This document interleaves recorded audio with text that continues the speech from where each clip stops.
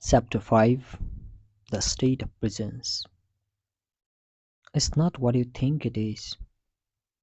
You keep talking about the state of presence as the key. I think I understand it intellectually, but I don't know if I have ever truly experienced it. I wonder, it is what I think it is, or is it something entirely different?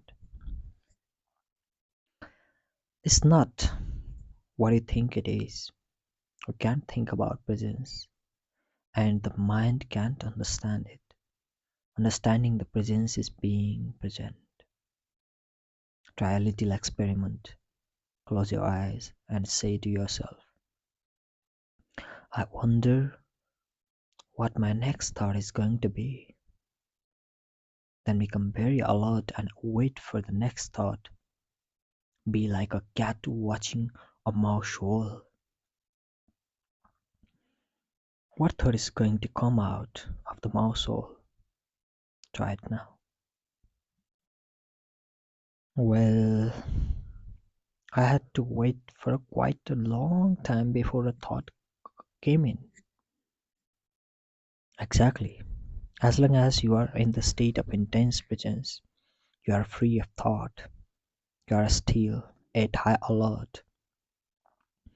The instant your conscious attention sinks below a certain level, thought rushes in, the mental noise returns, the stillness is lost. You are back in time. To test the to test their degree of presence, some Jain masters have been known to creep up on their students from behind and suddenly hit them with a stick. Quite a shock. If the student had been fully present and in a state of alertness, if he had kept his join, if he had kept his loin guarded and his lamp burning, which is one of the analogies that Jesus uses for presence, he would have noticed the master coming up from the behind and stopped him or stepped aside. But if he were hit, that would mean he was immersed in thought, which is to say absent, unconscious. To stay present in everyday life, it helps to be deeply rooted within yourself. Otherwise, the mind, which has incredible momentum, will drag you along like a wild river. What do you mean by deep rooted within yourself? It means to inhabit your body fully, to always have some of the attention in the inner energy field of some your body, to feel the body from within, so to speak. Body awareness keeps you present. It anchors you in the now. The esoteric meaning of waiting. In a sense, the state of present could be compared to waiting. Jesus used the analogy of waiting in some of his parables. This is not the usual bored or restless kind of waiting. That is a denial of present, and that I spoke already about it. It's not a waiting in which your attention is focused on some point in the future and present is perceived as an undesirable obstacle that prevents you from having what you want. There is qualitatively different kind of waiting on that requires your total alertness. Something could happen at any moment, and if you are not absolutely awake, absolutely still, you will miss it. This is kind of waiting Jesus talks about. In that state, all your attention is in the now. There is none left for daydreaming, thinking, remembering, anticipating. There is no attention in it, no fear, just allowed presence. You are present with your whole being, with every cells of your body, and that state, the you that has a past and a future, the personality, if you like, is hardly there anymore, and yet nothing of value is lost. You are still essentially yourself. In fact, you are more fully yourself than you ever were before. Or rather, it is only now that you are truly yourself. Be like a servant waiting for the return of the master, said Jesus. The servant does not know at what hour the master is going to come, so he stay alert, awake, poised, still, lest he miss the master's arrival. In another parable, Jesus speaks of the five careless, unconscious women who do not have enough oil consciousness to keep their lamps burning, stay present, and so miss the bridegroom, the now, and don't get to wedding feast, enlightenment. These five stands in contrast to five wise women who have enough oil, stay conscious. Even the men who wrote the Gospels did not understand the meaning of these parables, so the first misinterpretation and distortion crept in as they were written down, with subsequent erroneous interpretation, the real meaning was completely lost. These are the parables not about the end of the world but about the end of psychological time. They point to the transcendence of egoic mind and the possibility of living in an entirely new state of consciousness. Beauty arises in the stillness of your presence.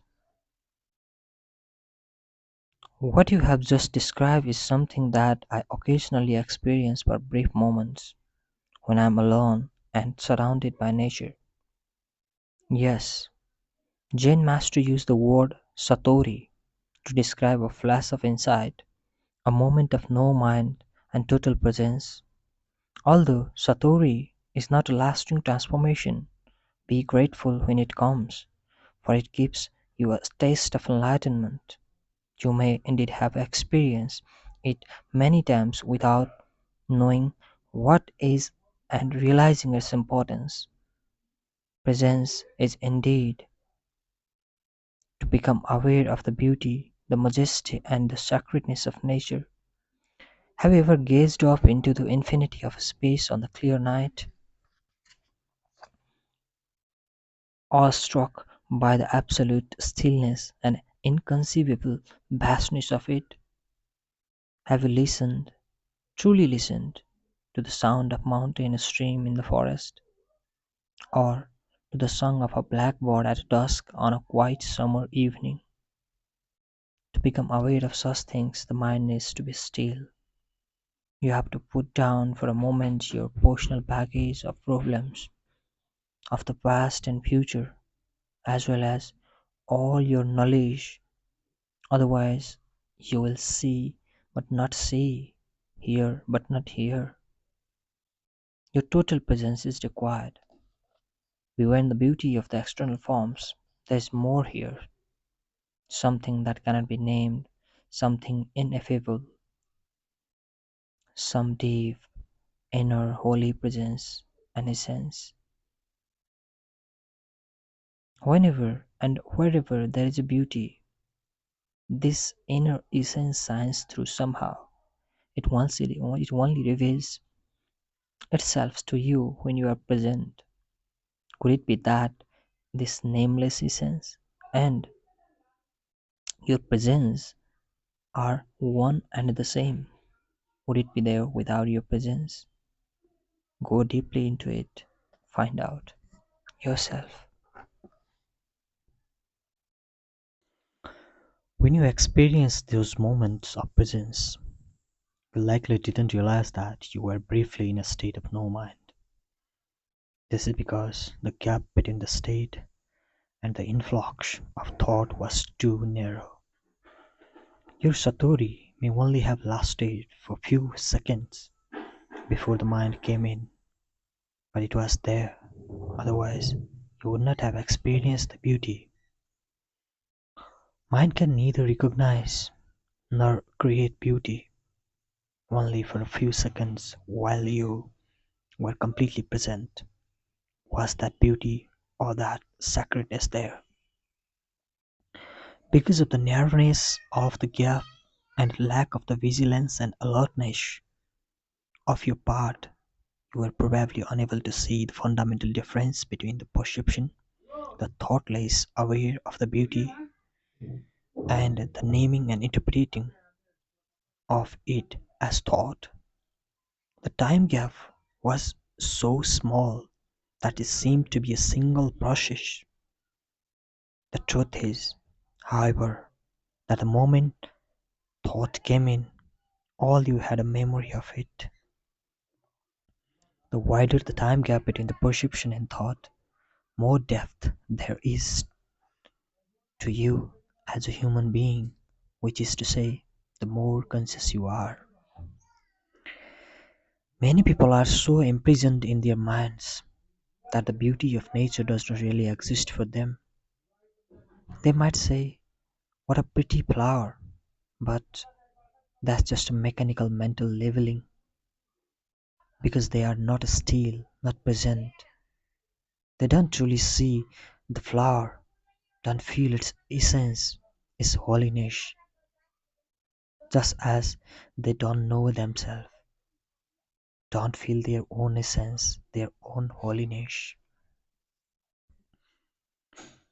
Because we are in such a mind dominated culture, most modern art, architect, music, and literature are devoid of beauty, of inner essence, with very few exceptions. The reason is that people who create those things cannot, even for a moment, free themselves from mind. So they are never in touch with the place within where true creativity and beauty arise. The mind left to itself creates monstrosities, and not only in the art galleries. Look at your urban landscape and industrial wasteland. No civilization has ever produced so much ugliness. Realizing the pure consciousness, is presence the same as being? When you become unconscious of being, what is really happening is that being becomes consciously of itself. Being becomes conscious of itself. When being becomes conscious of itself, that's presence.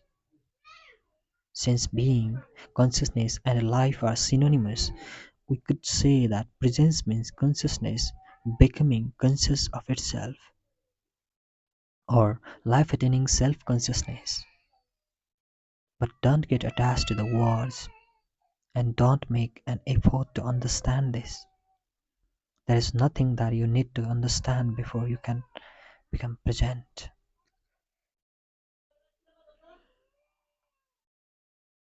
I do understand what you just said, but it seems to imply that being, the ultimate transcendental reality, is not yet complete, that it is undergoing a process of development. Does God need time for personal growth? Yes, but only as seen from the limited perspective of the manifested universe. In the Bible, God declares, I am the Alpha and the Omega, and I am the living one. In the timeless, in the timeless realm where God dwells, which is also your home, the beginning and the end, the Alpha and the Omega are one, and the essence of everything that ever has been and ever will be eternally present in the unmanifested state of oneness and perfection, totally beyond anything the human mind can ever imagine or comprehend. In your world of seemingly separate forms, however, timeless perfection is an unconceivable concept.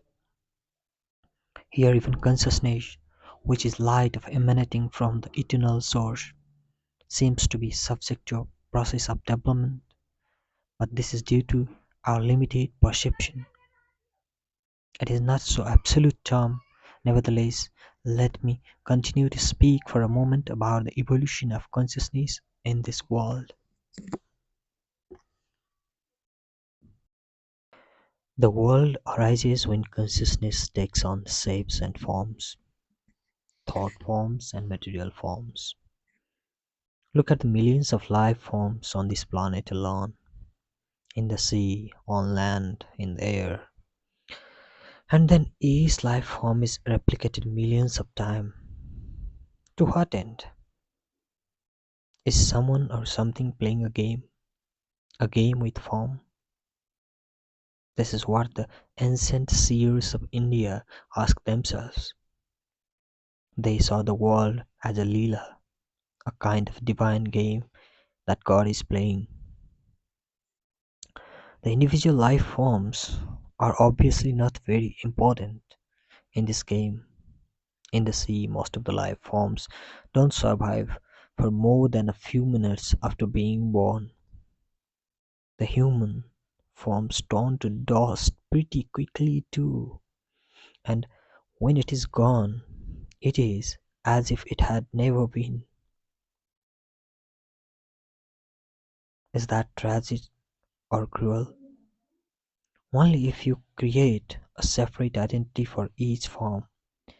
If you forget that its consciousness is God essence, expressing itself in form, but you don't truly know that until you realize your own God essence as pure consciousness. If fish is born in your aquarium and you call it John, write out a birth certificate, tell him about his family history, and 2 minutes later he gets eaten by another fish. That's tragic. But it's only tragic because you projected a separate self where there was none. You got hold of a fraction of dynamic process, a molecular dance, and made a separate entity out of it.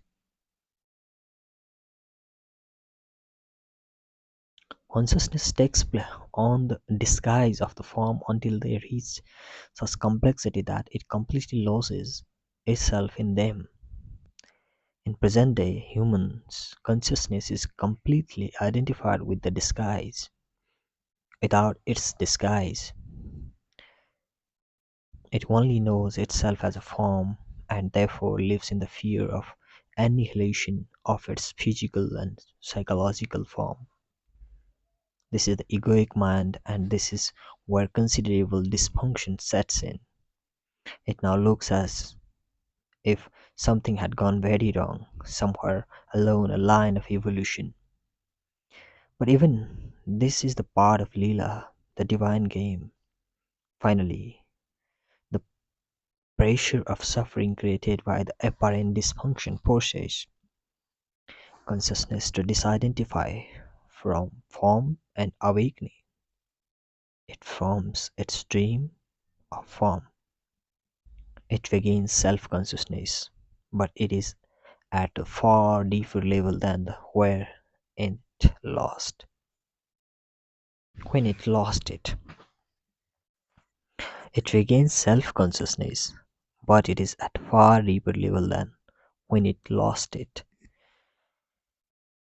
This process is explained by Jesus in his parable of the lost son who leaves the father's home, squanders his wealth, becomes destitute, and then forced by his suffering to return home. When he does, his father loves him more than before. The son's state is same as it was before, yet not the same. It has an added dimension of the depth. The parable describes a journey from unconscious perfection through apparent imperfection, the evil to consciousness, the evil to conscious perfection. Can you now see the deeper and wider significance of becoming present as the watcher of your mind?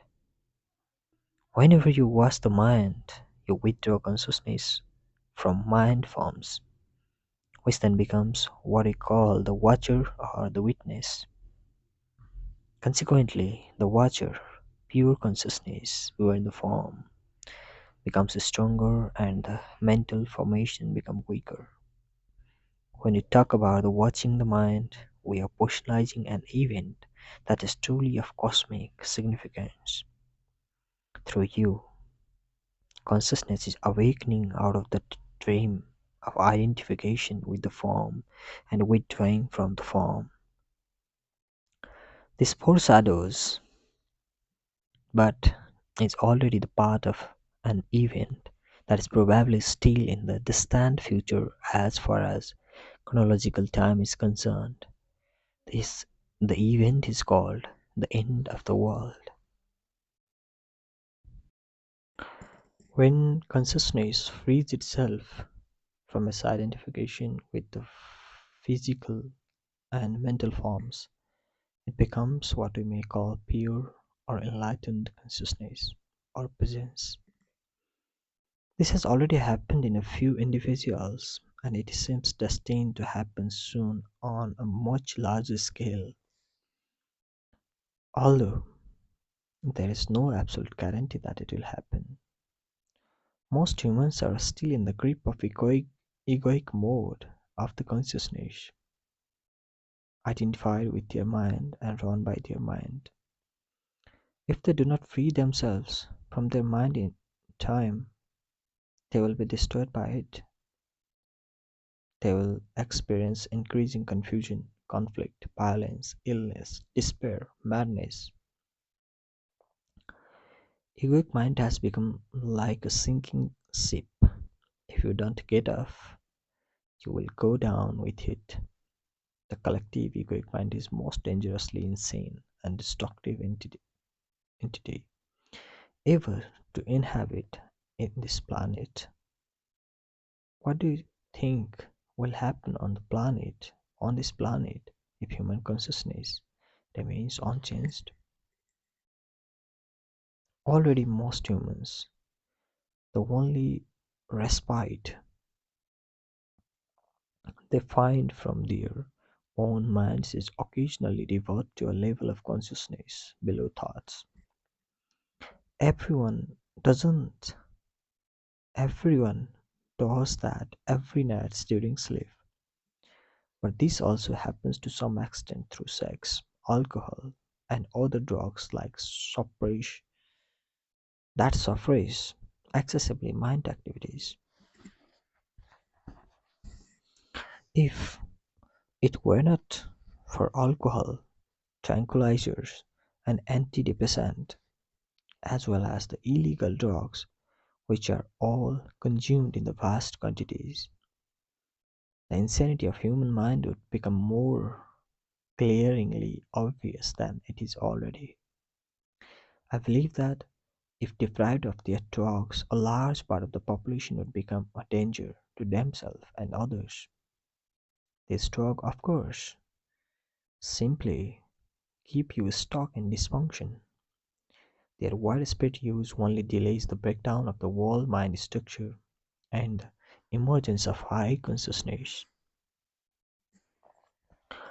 While individual users may get some relief from the daily torture inflicted on them by their minds, they are prevented from the generating enough consciousness presence to rise above thought and so find true liberation. Falling back to the level of below mind, which is pre-thinking level of our distant ancestor and animals and plants, it is not an option for us. There is no way of back if human race is to survive. it will have to go on to the next stage.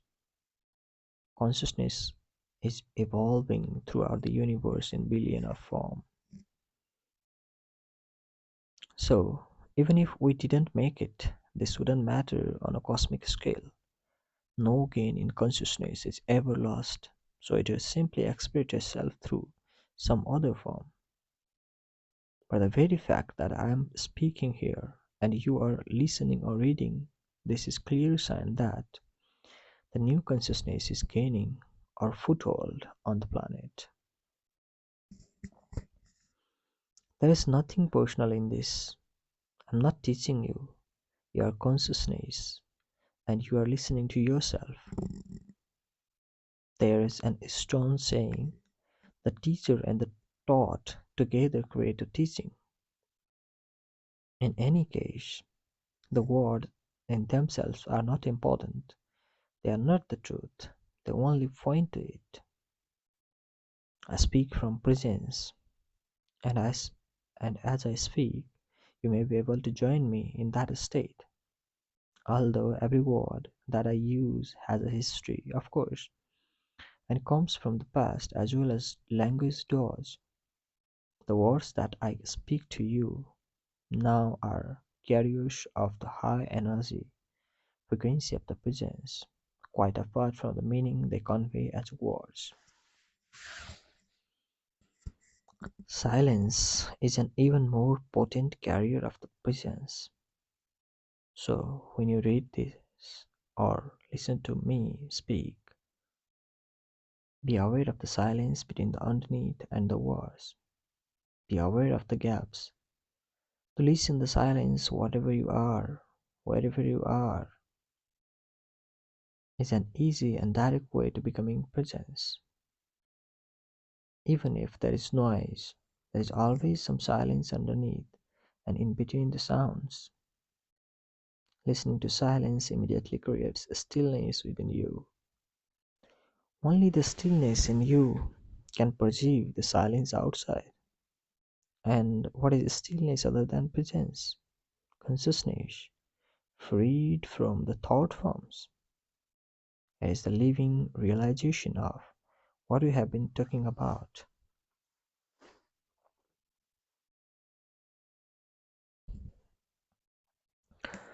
Christ, the reality of your divine presence. Don't get attached to any words. You can substitute Christ for the presence if that is more meaningful to you. Christ is more Christ is your God essence or the self, as it is sometimes called in the East.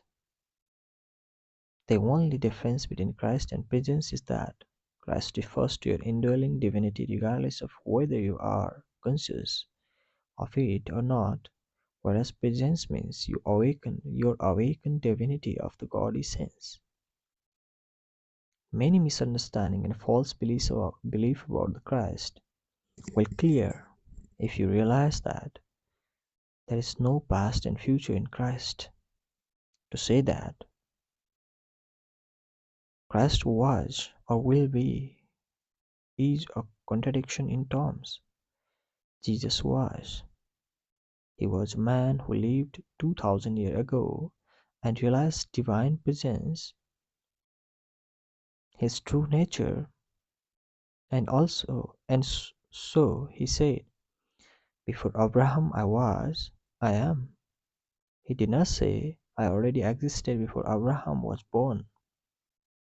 That would have meant that he was still within the dimension of the time and form identity. The words I am used in the sentence have a starts that starts in the past tense indicate a radical shift, a discontinuity in the temporal dimension. It is a Zen-like statement of the great profundity Jesus attempted to convey directly, not through discursive thought, the meaning of the presence, the self-realization. He had gone beyond the consciousness dimension governed by time into the realm of timeless. The dimension of eternity had to come into in this world. Eternity, of course, doesn't mean endless time, but no time. The man Jesus become Christ, a vehicle for pure consciousness. And what is God's definition in the Bible? Did God say, I have always been and I always will be? Of course not. That would have given reality to past and future. God said, I am that I am. No time there, just presence. The second coming of Christ is a transformation of human consciousness, a shift from time to time, a shift from time to presence, from thinking to pure consciousness, not the arrival of some man or woman. If Christ were to return tomorrow in some actualized form, what could he or she probably say to you other than this?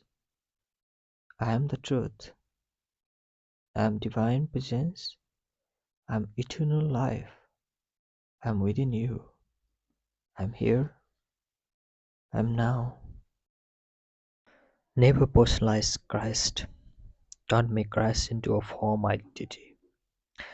Avatars, divine mothers, enlightened masters, the very few that are real, are not special as persons, without a false self to uphold, defend, and feed. They are more simple, more ordinary than the ordinary man or woman. Anyone with a strong ego would regard them as insignificant or more likely not see them at all. If you are drawn to an enlightened teacher, it is because there is already enough presence in you to recognize presence in another. There were many people who did not recognize Jesus or Buddha, as there are and always have been many people who are drawn to false teacher. Egos are drawn to weaker egos. Darkness cannot recognize the light. Only light can recognize light. So don't believe that light is outside you or that it can only come through one particular form. If only your master is an incarnation of God, then who are you?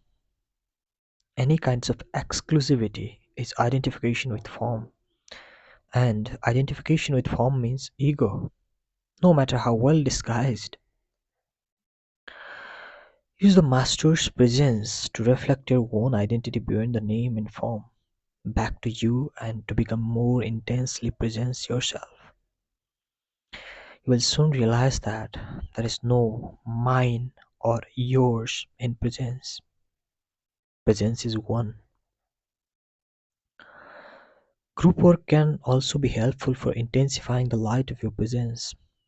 A group of people coming together in a state of presence generates a collective energy field of great intensity. It not only raises the degree of presence of each member of the group, but also helps to free the collective human consciousness from its current state of mind dominance. This will make the state of presence increasingly more accessible to individuals.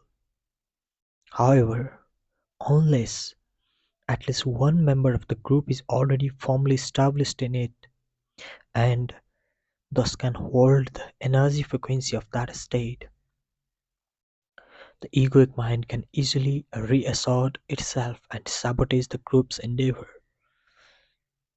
Although group work is invaluable, it is not enough, and you must not come to depend on it, nor must you come to depend on a teacher or a master except during the transitional period when you are learning the meaning and the practice of presence.